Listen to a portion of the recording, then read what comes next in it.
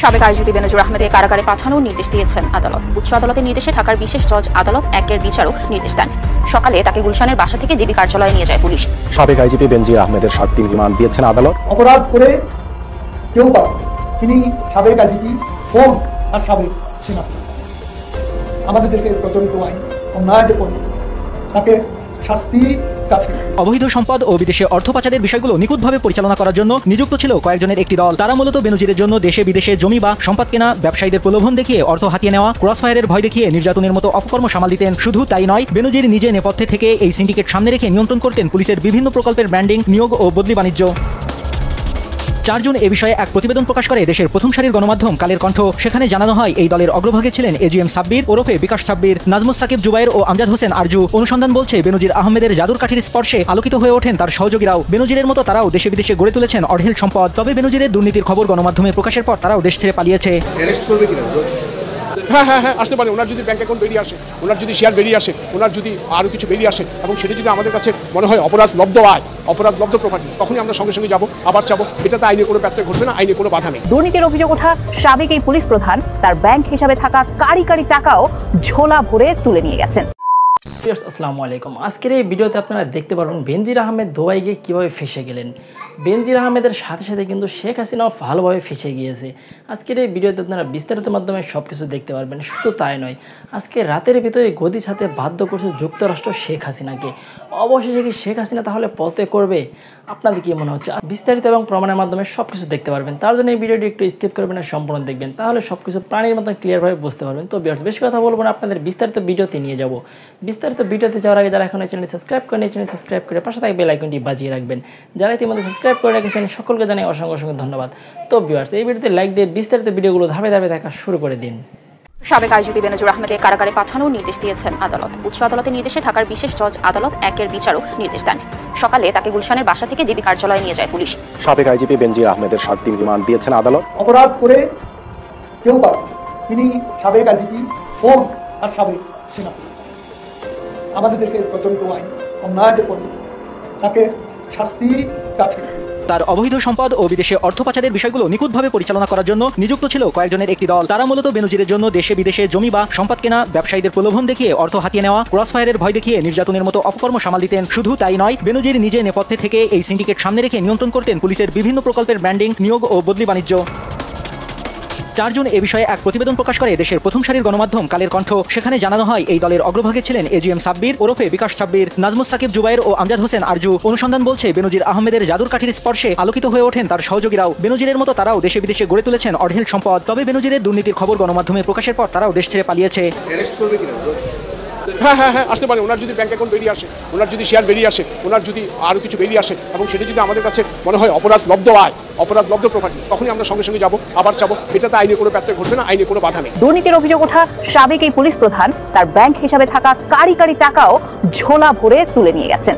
সাবেক আইজিপি বেনজির আহমেদকে কারাগারে পাঠানোর নির্দেশ দিয়েছেন আদালত। উচ্চ আদালতের নির্দেশে ঢাকার বিশেষ জজ আদালত 1-এর বিচারও নির্দেশ দেন। সকালে তাকে গুলশানের বাসা থেকে ডিবি কার্যালয়ে নিয়ে যায় পুলিশ।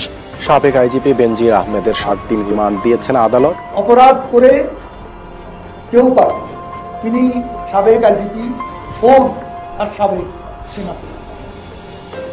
আমাদের দেশের প্রচলিত আইন অন্যায় যে করবে তাকে শাস্তি কাছে।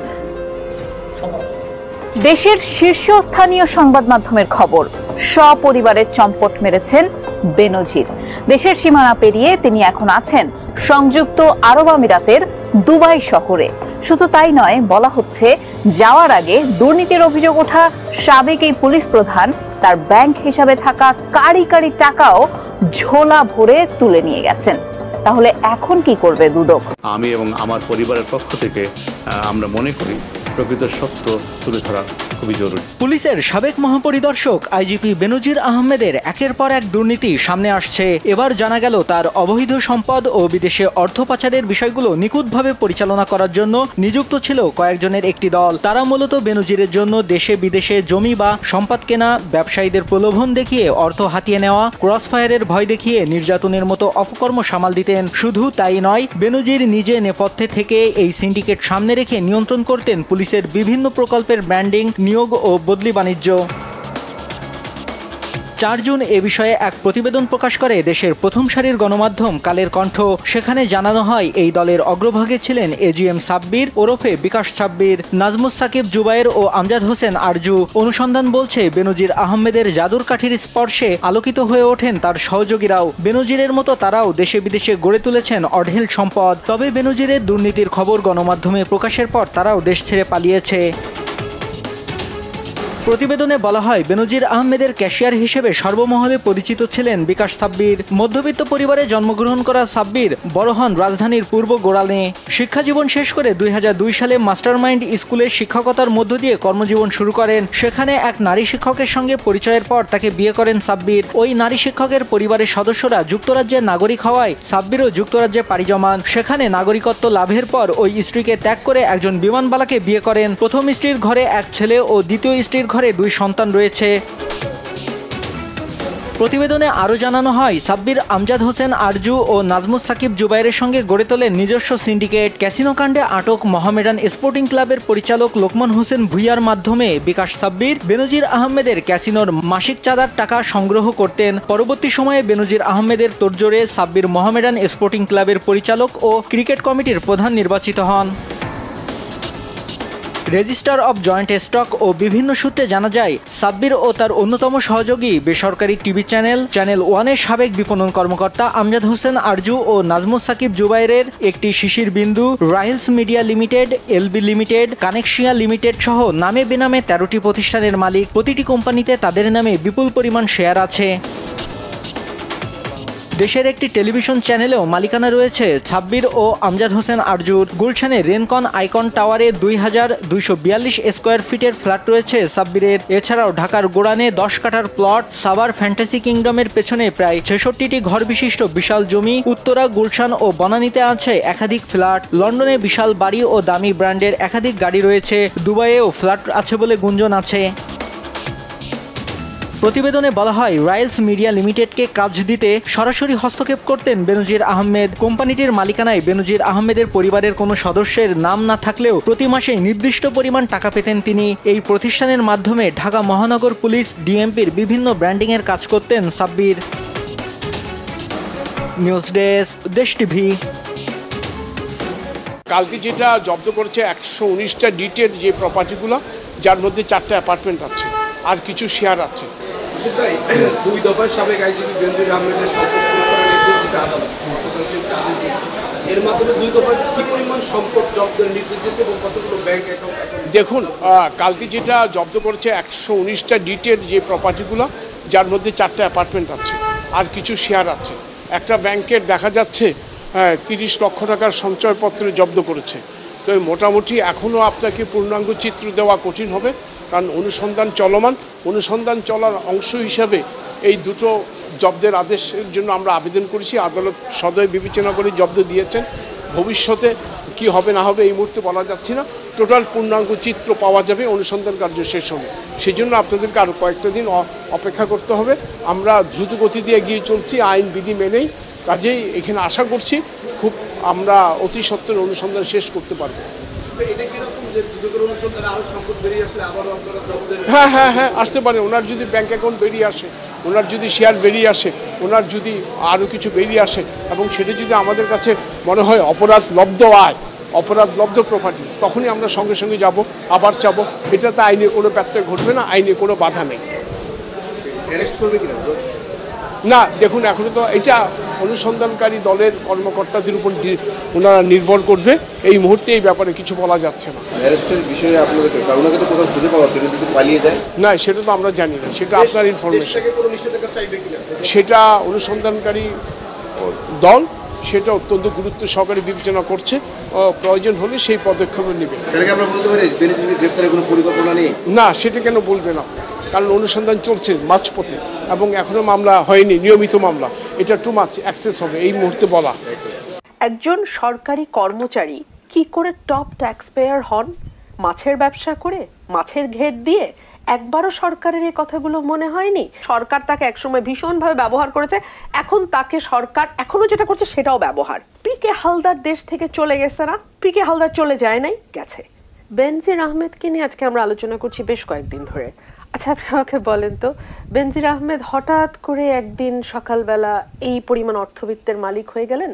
নিশ্চয়ই না। 34 বছর 7 মাস তার চাকরির আয়ু, 35 বছরের মতো। এর মধ্যে তিনি 5 বার পুলিশের সর্বোচ্চ পদক বিপিএম পেয়েছেন। তিনি শুদ্ধাচারের অর্থ সম্ভবত এই সরকারের সময় আমাদের পাল্টে ফেলতে হবে। বেনজির শুদ্ধাচার পুরস্কার পেয়েছেন। তিনি টপ ট্যাক্স পেয়ার হয়েছেন। সরকারের একবারও মনে হয়নি একজন সরকারি কর্মচারী, কর্মকর্তা শব্দটি আমি সচেতনভাবে বলছি না, আমাদের সংবিধানে প্রজাতন্ত্রের কর্মচারী বলা আছে, একজন সরকারি কর্মচারী কি করে টপ ট্যাক্স পেয়ার হন? মাছের ব্যবসা করে, মাছের ঘের দিয়ে? একবারও সরকারের এই কথাগুলো মনে হয়নি? সরকার তিনি যখন র্যাবে ছিলেন এবং তিনি যখন পুলিশ বাহিনীর প্রধান হয়েছেন, আইজিপি হয়েছেন, ভয়ঙ্কর ভাবে তাকে ব্যবহার করেছে। কিভাবে ব্যবহার করেছে? পুরো বাহিনীকে ব্যবহার করেছে বিরোধী দলের পেছনে, পুরো বাহিনীকে ব্যবহার করেছে বিরোধী দলের বিরুদ্ধে মামলা দেয়া, তাদেরকে গুম করা, তাদেরকে বিচার বহির্ভূতভাবে হত্যা করা, হেফাজতে নিয়ে বাজেভাবে নির্যাতন করা, এইসব কাজের জন্য। এবং র্যাব এখন আন্তর্জাতিকভাবে খ্যাতি অর্জন করেছে এবং তার নেতৃত্বেই র্যাবের সময় র্যাবের উপরে স্যাংশন এসছে, তার নিজের উপরও স্যাংশন এসছে এবং তারপরে তাকে আইজিপি করা হয়েছে। খুব সম্ভবত পশ্চিমে একটা বার্তা এবং আরো প্রিসাইসলি বলতে গেলে আমেরিকাকে একটা পরিষ্কার বার্তা দেবার জন্য উই ডোন্ট কেয়ার তাকে পুলিশের মহাপরিদর্শক করা হলো। এখন আজকে আমরা আলোচনা করছি, লিখছি, একটার পর একটা রিপোর্ট আসছে, রিপোর্টে অবিশ্বাস্য সব জিনিস। একদিন সকালবেলা উনি 4টা ফ্ল্যাট বা খালি ফ্ল্যাট কিনলেন, তিনি 625 বিঘা জায়গার মালিক, তিনি 33টা ব্যাংক অ্যাকাউন্ট মেনটেন করেন, অবিশ্বাস্য সব ব্যাপার স্যাপার। এগুলো কেউ জানতো না এতদিন। দুদক কি করেছে, বাংলাদেশ ফাইন্যান্সিয়াল ইন্টেলিজেন্স ইউনিট কি করেছে? গত 1.5 মাসের মধ্যে তিনি 100 কোটির উপরে বেশি টাকা সরিয়ে ফেলেছেন। কোথায় সরালেন বলেন তো? যদি আপনি কি সত্যি মনে করেন যে তিনি তার বাসার বালিশের নিচে, খাটের নিচে, তোষকের ভেতরে 100 কোটি টাকা রেখেছেন? না, টাকাটা তিনি দেশের বাইরে নিয়েছেন। এবং এই নাড়াঘাটার সময়ে বাংলাদেশে রাষ্ট্রের যে প্রতিষ্ঠানগুলো আছে, সরকারি যে প্রতিষ্ঠানগুলো আছে, তাদের নাকের ডগা দিয়ে তিনি 100 কোটি টাকা দেশের বাইরে নিয়ে গেছেন সরকারের প্রত্যক্ষ সহযোগিতা ছাড়া। ডু ইউ রিয়েলি বিলিভ এটা হওয়া সম্ভব? 1, 2, একজন বিরোধী দলের কর্মীর কথা বলি, কারণ বাংলাদেশে তো সংবিধান অনুযায়ী অ্যাটলিস্ট কেতাবে কাগজে কলমে সকল নাগরিক সমান, তাই না? বিরোধী দলের ভুজুঙ্গমারির একদম কর্নার প্রান্তরে যেই কর্মীটি বিএনপি করে বা যে সমর্থকটি বিএনপি করে, তাকে ধরতে কিন্তু পুলিশের 1 মিনিটও লাগে না। আচ্ছা, অন দি আদার হ্যান্ড এই ভদ্রলোক কোথায় আছেন? স্বরাষ্ট্রমন্ত্রী বেমালুম মিডিয়াকে বলছেন জানি না। ওনার কি আসলে ওই চেয়ারে থাকা উচিত? আর উনি জানেন না ওনাদের শুদ্ধাচারী পুলিশ কর্মকর্তা তিনি কোথায় আছেন? তো এইগুলো আসলে আলাপ করে লাভ নেই। এগুলোর মধ্যে সরকারের খুব ভালো মতন হাত আছে। সরকার তাকে একসময় ভীষণভাবে ব্যবহার করেছে, এখন তাকে সরকার এখনো যেটা করছে সেটাও ব্যবহার। কিরকম ব্যবহার? আরেকটা রিপোর্ট, অনুসন্ধানী রিপোর্টের কথা তো বলছিলেন আমার ভাই, আরেকটা রিপোর্টের রেফারেন্স দিচ্ছি আমি, যেখানে আওয়ামী লীগের দায়িত্বশীল নেতারা বলছেন যে ডোনাল্ড লুর সফরে খুব স্পষ্ট বার্তা ছিল লুক ফরওয়ার্ডের সাথে সাথে হিউম্যান রাইটস ইস্যুজ অ্যান্ড দুর্নীতির ব্যাপারে একসাথে কাজ করা। এই যে দুর্নীতির ব্যাপারে একসাথে কাজ করার যেই যেই এক ধরনের আশাবাদ পশ্চিমা দেশ বা আমেরিকা দিয়ে গেছে, সেটার সঙ্গে এক ধরনের সিনক্রোনাইজ করবার জন্য, সেটার সঙ্গে এক ধরনের সমর্থন দেখাবার জন্য বেনজিরকে এটা করা হয়েছে এবং তাকে শান্তভাবে টাকা সরাতে দেওয়ার সময় টাকা যাতে সে সরাতে পারে সেই সুযোগ তাকে দেওয়া হয়েছে। তার ব্যাংক অ্যাকাউন্ট জব্দ করার নামে শূন্য অ্যাকাউন্ট জব্দ করছে, ওই অ্যাকাউন্ট জব্দ করা বা না করা কিচ্ছু যায় আসে না। তাকে শান্তভাবে টাকা পাচার করতে দেওয়া হয়েছে, 100 কোটি টাকা নিশ্চয়ই তোষকের নিচে নাই, এবং তাকে শান্তভাবে দেশ থেকে চলে যেতে দেওয়া হয়েছে। এত কিছু হয়ে গেল, আমরা তুচ্ছাতি তুচ্ছ নাগরিক, ঢাকা থেকে নেপাল যাব, সেখানেও আমাকে 3 থেকে 4 ঘন্টা ওই বিমানবন্দর থানায় বসে থাকতে হয়, আমাকে ক্লিয়ারেন্স দেয় না।